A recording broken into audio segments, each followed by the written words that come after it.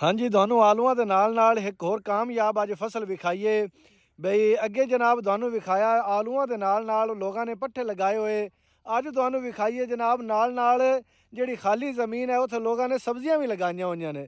ਤੁਹਾਨੂੰ ਸਬਜ਼ੀਆਂ ਅੱਜ ਜਨਾਬ ਅਸੀਂ ਵਿਖਾਈਏ ਤੇ ਪਹਿਲੇ ਤੁਸੀਂ ਇਹ ਚੈੱਕ ਕਰੋ ਜਨਾਬ, ਜਿਹੜੀਆਂ ਮੂਲੀਆਂ ਲੱਗੀਆਂ ਹੋਈਆਂ ਨੇ ਉਹ ਐੜੀਆਂ ਹੋਈਆਂ ਖੜੀਆਂ ਨੇ। ਇਹ ਮਤਲਬ ਆਲੂਆਂ ਦੀ ਫੀਲਡ ਦੀ ਅਗਰ ਗੱਲ ਕਰੀਏ 30-35 ਦਿਨ ਆਲੂ ਹੋ ਗਏ ਨੇ, 30-35 ਦਿਨ ਦੇ ਤੇ 30-35 ਦਿਨ ਵਿੱਚ ਖੁਰਾਕ ਇਹਨਾਂ ਨੂੰ ਬਿਹਤਰੀਨ ਆਲੂਆਂ ਵਾਲੀ ਮਿਲ ਰਹੀ ਹੈ।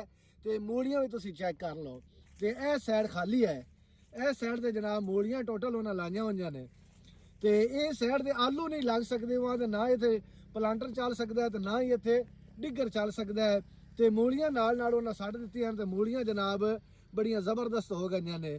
ਇਹ ਨਹੀਂ ਜਿੰਨੀ ਖਾਲੀ ਥੋੜੀ ਜਗ੍ਹਾ ਲੱਭਦੀ ਹੈ, ਇਹ ਕਿਸਾਨਾਂ ਨੂੰ ਜਨਾਬ ਜ਼ਾਇਆ ਨਹੀਂ ਕਰਨੀ ਚਾਹੀਦੀ। कम अज कम घर की आ सब्जी तो बन गई है ना, बड़ी बेहतरीन फ्री वे, जिवें हुण सब्जियां के रेट भी महंगे ने, कम अज कम उन्होंने आदि सब्जी तो लभ गई। इस तरीके की जनाब मूलियां होईयां खड़ियां ने।